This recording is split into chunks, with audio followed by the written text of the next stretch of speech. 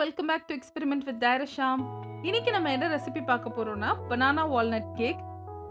இது ரொம்பவே சிம்பிளான ஈஸியான ரெசிபி. ஸோ இது எப்படி பண்றதுன்னு பார்க்கலாம். அதுக்கு தேவையான இன்கிரீடியன்ஸ் எடுத்து வச்சிருக்கேன்.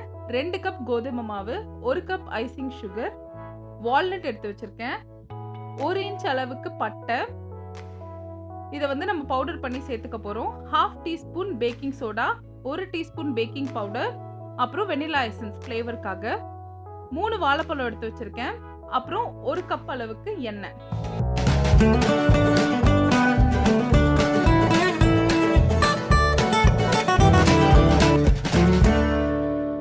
ஒரு பாத்திரத்துல நம்ம வந்து வாழைப்பழத்தெல்லாம் எடுத்து வச்சுக்கலாம். வாழைப்பழத்தை நம்ம நல்லா நசுக்கி சேர்த்துக்க போறோம். அதுக்காக நான் வந்து ஒரு பொட்டேட்டோ மேஷர் யூஸ் பண்ணி வாழைப்பழத்தை நல்லா ஸ்மாஷ் பண்ணிக்கிறேன்.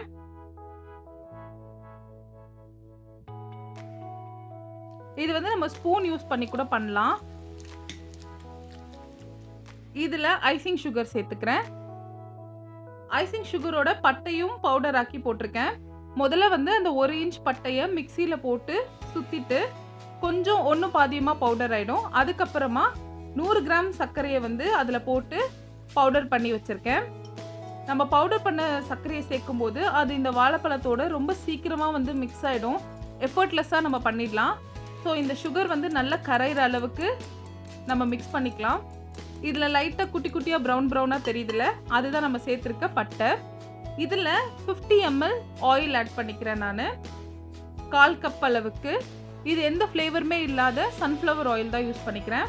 இதுக்கு பதிலாக பட்டர் கூட யூஸ் பண்ணலாம், பட் நம்ம வீட்டில் இருக்க இன்க்ரீடியன்ஸ் வச்சு பண்ணலாம் அப்படின்னு நான் எண்ணெய் யூஸ் பண்ணிக்கிறேன். இப்போ அந்த வாழைப்பழமும் எண்ணெயுமே தனித்தனியாக தெரியாத அளவுக்கு நல்லா மிக்ஸ் பண்ணிக்கலாம். மிக்ஸ் பண்ணதுக்கப்புறம் இதில் 1 டேபிள் ஸ்பூன் அளவுக்கு வெனிலா எசன்ஸ் சேர்த்துக்கிறேன். ஃப்ளேவருக்காக சேர்த்துட்டு நல்லா மிக்ஸ் பண்ணிடலாம். இப்போ நான் வந்து 200 கிராம்ஸ் அளவுக்கு கோதுமை மாவு எடுத்து வச்சிருக்கேன். அதை கொஞ்சம் கொஞ்சமாக சேர்த்து நான் மிக்ஸ் பண்ணிக்கிறேன். எந்த கட்டியுமே இல்லாத அளவுக்கு நம்ம நல்லா மிக்ஸ் பண்ணிக்கலாம். இது ஏன் நான் பிகினர்ஸ் ரெசிபி அப்படின்னு சொல்றேன்னா, யூஸ்வலாக கேக் பண்ணும்போது அதுக்கு ஒரு சில ப்ரொசீஜர் இருக்கும். அந்த மாதிரி எந்த ப்ரொசீஜருமே இல்லாமல் ரொம்ப சிம்பிளாக சும்மா மிக்ஸ் பண்ணாலே நமக்கு கேக் ரெடி ஆகிடும். மீதி இருக்க கோதுமை மாவும் சேர்த்துக்கிறேன். ஸோ இது செய்கிறதுக்கு நம்ம ஒரு ப்ரோவாக இருக்கணும் அப்படிலாம் இல்லை. நம்ம பிகினர், இது வரைக்கும் பேக்கிங்கே பண்ணதில்லை, இல்லை நமக்கு பேக்கிங் பண்ண பிடிக்கும் ஆனால் இது வரைக்கும் கேக் வந்து கரெக்டாக வந்ததில்லை அப்படின்னா இந்த ரெசிபியை ட்ரை பண்ணி பாருங்கள். ஸோ இப்போ நான் வந்து 50 ml அளவுக்கு பால் சேர்த்துக்கிறேன். இது வந்து காய்ச்சாத பச்சை பால் தான்.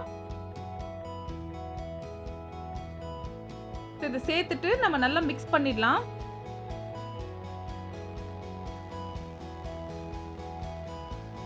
இதுதான் வந்து கேக் பேட்டரோட கன்சிஸ்டன்சி. இந்த மாதிரி ஒரு போரிங் கன்சிஸ்டன்சில இருக்கணும்.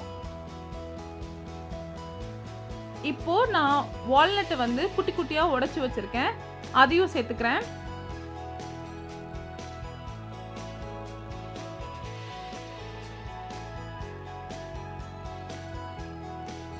அதையும் சேர்த்துட்டு நல்லா மிக்ஸ் பண்ணிட்டு கடைசியா இதுல வந்து பேக்கிங் பவுடரும் பேக்கிங் சோடாவும் சேர்த்துக்கலாம். 1/2 டீஸ்பூன் அளவுக்கு பேக்கிங் சோடா, 1 டீஸ்பூன் அளவுக்கு பேக்கிங் பவுடர். இது ஏன் நம்ம லாஸ்ட்டாக சேர்க்குறோன்னா, இது சேர்த்த உடனே டக்குன்னு நம்ம பேக்கிங்க்கு வச்சுட்டோன்னா நம்மளோட கேக் வந்து நல்லா ரைஸ் ஆகும். அதனால தான் இதை நான் வந்து லாஸ்ட்டாக சேர்க்குறேன். ஸோ இதை சேர்த்துட்டு நல்லா மிக்ஸ் பண்ணிவிட்டு இப்போ நம்ம இதை ஒரு கேக் மோல்டில் ஊற்றிடலாம். அதுக்கு முதல்ல ஒரு கேக் மோல்டு எடுத்து அதில் நான் கொஞ்சம் பட்டர் க்ரீஸ் பண்ணிடுறேன் ஒட்டாமல் வர்றதுக்காக.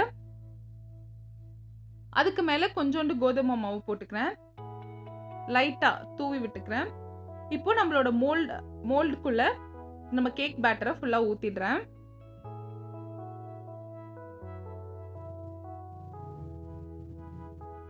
நான் வந்து 1/2 இன்ச் அளவுக்கு தான் ஊற்றிருக்கேன்.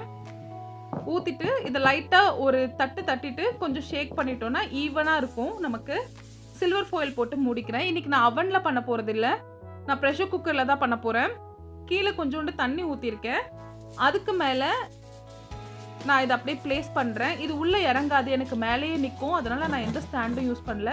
ஸோ ப்ரெஷர் குக்கர் மூடி போட்டு விசில் போடாமல் இதை நான் வந்து ஒரு 1 ஹவருக்கு பேக் பண்ணி எடுத்துக்கிறேன். 1 ஹவர் கழித்து ஆறுனதுக்கப்புறம் எடுக்கிறேன். ஸோ ஓப்பன் பண்ணி பார்த்தா நல்ல மேலெல்லாம் ப்ரௌனாக அழகாக பேக் ஆகிருக்கு. ஸோ இதை லைட்டாக சைடில் கொஞ்சம் ஸ்கோர் பண்ணி விட்டுக்கிறேன். அப்போ தான் எடுக்கிறதுக்கு ஈஸியாக இருக்கும்.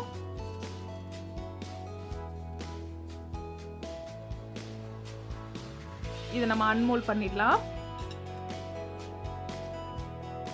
தட்டவே இல்லை, லைட்டாக கவுத்த உடனே வந்துருச்சு கேக்கு. சூப்பராக ஈவனாக பேக் ஆயிருக்கு. ஸோ கட் பண்ணி காமிக்கிறேன் பாருங்க.